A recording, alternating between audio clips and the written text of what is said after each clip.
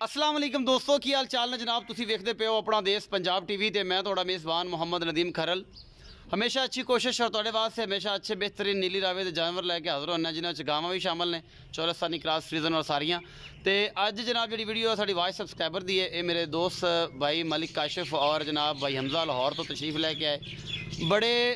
घमसान की जंग तो बाद जनाब सौदा होया सी 3,60,000 रुपए का तो इत्थे आए जनाब तो यह सारा मामला सुबह तकरीबन 6 बजे असी आए हैं ये जट नूं सद लैने तो अज जट्टां वाली गल भी होनी है कि जनाब जट नहीं तो अगली गल नहीं करनी फिर सज्जन कहणगे थोड़ा जिहा ट्विस्ट हो जाए जट जिन्हें सुनते हैं ये जनाब मझ इन्होंने लई सी ए सामने गब्बड़ मैं सी अज तो वीडियो पाई सी हफ्ता पहले तकरीबन ए कैमरे नज़र आ रही है इन्हें कट्टी दी जनाब ए पई है ये इन्होंने पास की सारी अलहमदुलिल्लाह अल्लाह के फजल नाल और जनाब लैके चले ने लाहौर मलिक काशिफ साहब लाहौर तो नाल भाई हमजा ने ये जनाब बड़ा घुमसान का रन पिया इत्थे जिवें जंगो जदल होंदी है बड़ा मतलब मामलात रहे बड़ा जट सी अगों भी वो कुछ असी चाह रहे सा कि चलो किराया वरा छुट जाए जी गल हुई है तो वह लेकिन जट सी अगों फिर बड़ा औखा किया आ जा भी इत्थे आओ इत्थे चल लाते तुम अच्छा ये जनाब भाई खड़े ने की अल्ताफ सी नाम छोटे भाई दा अल्ताफ जट की वीडियो सी भजन ए मलिक काशिफ साहब ने लाहौर तो यह नाल दिता भी इन्हों आया ये जनाब ये मझ का फरखू सी यदी कोशिश थी कि मझ जनाब अच्छे तरीके ली जाए और सारे मामलात किए जान लेकिन यह है कि बड़ी मामलात तो बाद और मिन्नत समाज स्पैशल मास्टर जी की कि मास्टर जी ने विचों को पै के कोऑपरेटिव मैं भी किया मतलब सारा कुछ ही होया जो जट कर सकते हैं वो होया जी मलिक साहब अस्सलाम वालेकुम किवें लग्या जी एज ए ब्रदर दसना जो होया तो माशाअल्लाह जी बहुत अच्छा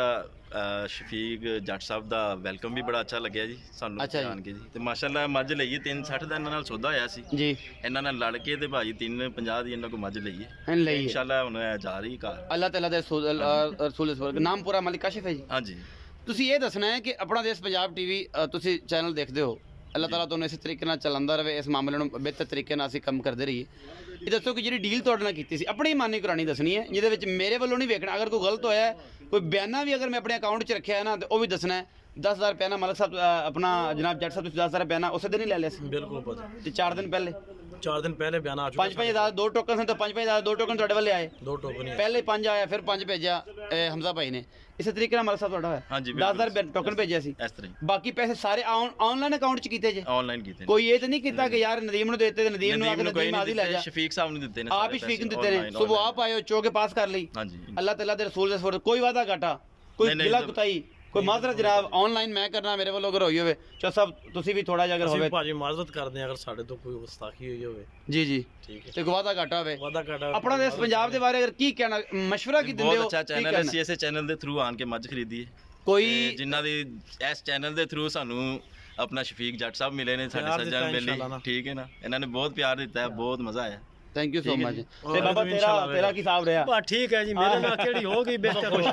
तू तो मलका हंसदा तेरी तो खैर है अपना बहुत सारा ख्याल रखिया जे मिलांगे अच्छी और बेहतरीन वीडियो दे नाल पाकिस्तान जिंदाबाद पाक आर्मी।